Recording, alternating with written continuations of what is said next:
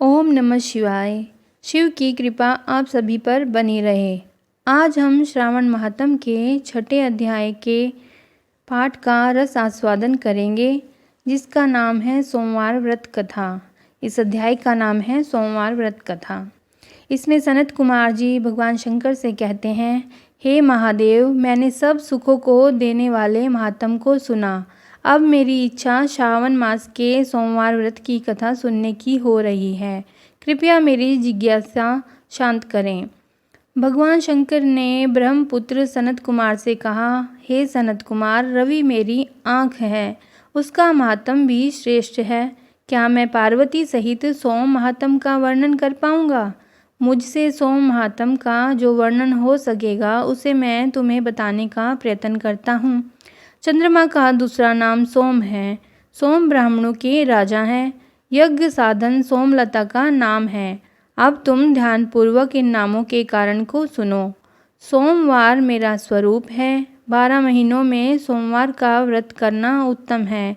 यदि वर्ष के सब सोमवार के व्रत करने में कोई असमर्थ है तो सावन मास के सोमवारों का व्रत करना चाहिए। सावन मास के सब सोमवारों का व्रत करने से वर्ष भर के सोमवारों के व्रतों का फल मिल जाता है। सावन मास के सब सोमवारों का व्रत करने का संकल्प करके प्रति सोमवार की शाम को भगवान सदाशिव महादेव का अर्चन करें। षोडश उपचार से पूजन करें और एकाग्र मन से कथा सुने। मैं तुम्हें सोमवार व्रत की विधि बताता हूँ, ध्यान लगाकर सुनो। श्रावण मास के पहले सोमवार के दिन भली भांति स्नान कर श्वेत वस्त्र धारण कर काम, क्रोध, अहंकार, द्वेष, चुगली आदि को त्याग देना चाहिए। मालती, मल्लिका आदि के सफ़ेद पुष्पों तथा अन्य पुष्पों से तथा अभीष्ट उपचारों से मूल मंत्र ओम नमः शिवाय या त्र्यंबकम मंत्र से पूजा करनी चाहिए और हाथ जोड़कर भोलेनाथ का ध्यान करना चाहिए। उग्रनाथ भव शशिमौली का ध्यान करना चाहिए।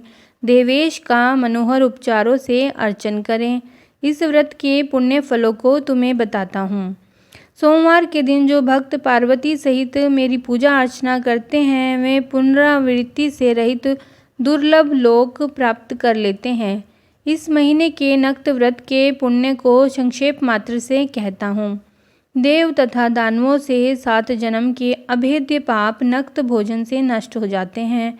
इस उत्तम व्रत को उपवास रखकर करना चाहिए। इस व्रत के करने से पुत्र एवं धन दोनों की प्राप्ति होती है।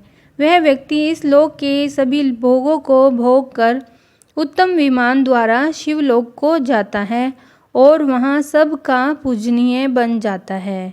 इस संसार को असार जानकर तन मन धन को चलायमान जानकर व्रत उद्यापन करना चाहिए। धन का लोभ और मन के मोह को त्याग कर अपनी शक्ति के अनुसार भगवान शिव पार्वती की वृषभ पर स्थित स्वर्ण की प्रतिमा बनानी चाहिए। सुंदर लिंगोत भद्र मंडल बनाकर उस पर घट स्थापित करें। यह लिंगतो भद्र मंडल बनाकर ही उस पर घट स्थापित किया जाता है, जिस पर 2 सफ़ेद वस्त्र ढकें।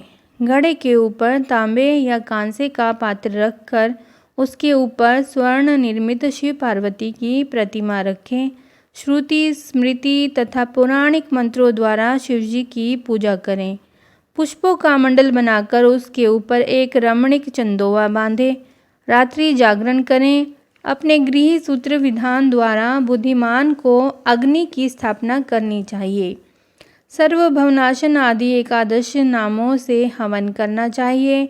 पलाश की लकड़ियों से 108 आहुतियाँ देनी चाहिए।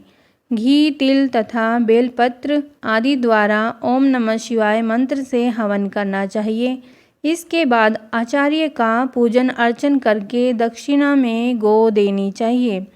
गौ देकर 11 ब्राह्मणों को भोजन कराकर उनको कांसे के घड़े देने चाहिए। देवता पर चढ़ी सामग्री आचार्य को दें और प्रार्थना करें कि मेरा व्रत पूर्ण हो। इस व्रत से भगवान शिव प्रसन्न हों। आदरपूर्वक हाथ जोड़कर पहले ब्राह्मणों को फिर आचार्य को विदा करें। इसके बाद बंधु बांधवों सहित भोजन करें। जो विधि विधान से इस व्रत को करता है उसकी सारी इच्छाएं पूरी होती हैं। अंत में वह उत्तम विमान में बैठकर शिवलोक में जाता है, जहां उसे आदर सम्मान प्राप्त होता है। सबसे पहले सोमवार व्रत को भगवान वासुदेव ने किया था।